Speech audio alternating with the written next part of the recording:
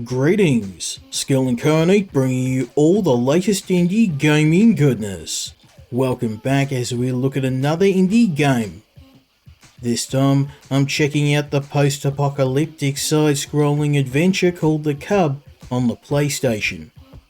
This game is the breakout by small developer Demagog Studio and is published by my friends at Gamersky Publishing, who released several games I previously reviewed, including Hellslave, Anthology of Fear, and Return from Core. The Cub is inspired by classic 16-bit side-scrolling games like The Lion King and The Jungle Book, presenting a dystopian sci-fi adventure. I was surprised to find that this game is actually a pseudo sequel to Demagog's previous title, Golf Club Nostalgia, which is actually a golfing game. While The Cub is not a golfing game, there's plenty of tongue-in-cheek references to the previous title. The Cub was provided by my colleagues at the Indie Collective, a small group of fellow indie content creators of which I'm also a member. So, if you're an indie game enthusiast or developer, I highly recommend you follow their work. The story of The Cub feels straight out of a classic dystopian novel like Aldous Huxley's Brave New World, taking place in the far future. Mankind has fled Earth after an event known as the Great Ecological Catastrophe, which wiped out most of the remaining humans. Mother Nature is once again in control of Earth, with most of the flora and fauna being mutated by the lingering radiation. The player controls the Cub, a young boy who was left behind on Earth following the death of his mother. The boy was raised by wolves who teach him to survive this hostile new environment. His peaceful existence is interrupted by the return of humanity in the form of the Martians, a scouting party from a human colony stationed on Mars. After discovering the Cub, a hunt begins to capture him and learn the secret of how he can breathe the now poisonous atmosphere of Earth.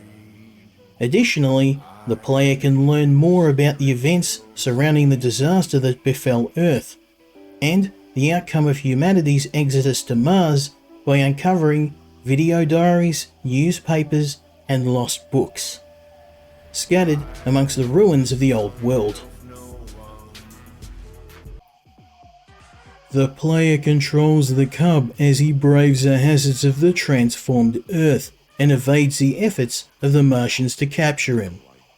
You'll explore ruined factories, overgrown forests, and crumbling high-rise buildings, while avoiding Earth's hostile, mutated wildlife.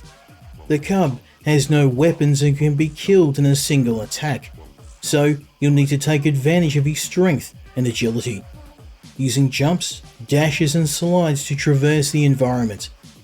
The controls on the PlayStation were excellent, really accenting the parkour mechanics of the game, where you can use almost anything in the environment to climb or swing on. However, my favourite part of the game are the sections where you need to evade the Martian hunters, countering their advanced technology by using stealth and your knowledge of the environment, as you engage in a game of cat and mouse. I did find one issue with the checkpoints in these sections, where they're often triggered when I was in mid-air, or seconds away from death, which was very frustrating as sometimes I had to restart the level. The Cub is a solid side-scrolling adventure, posting some excellent platforming and parkour mechanics, as well as an art style that really brings the mix of apocalyptic settings and space sci-fi technology to life. The decision to create a soundtrack in the form of a radio station was also notable, with a mix of beats matching perfectly to every area of the game. The only area of the game that I did find frustrating was the developers' overuse of the game's political themes, which were layered so thick that it became a little tiresome by the end of the campaign. The game is also very short, at only 3 hours in length, with very few extra features. But this is offset by the game's affordable price of only $15. So, if you're gonna get this one, pick it up on sale. That's it for my review of the Cub. If you enjoyed the video, I'd appreciate a like and a subscribe, as it really helps the channel. As always, let me know your thoughts in the comments, and I hope you join me next time when we check out another indie game. Until then, Skill Incarnate, out.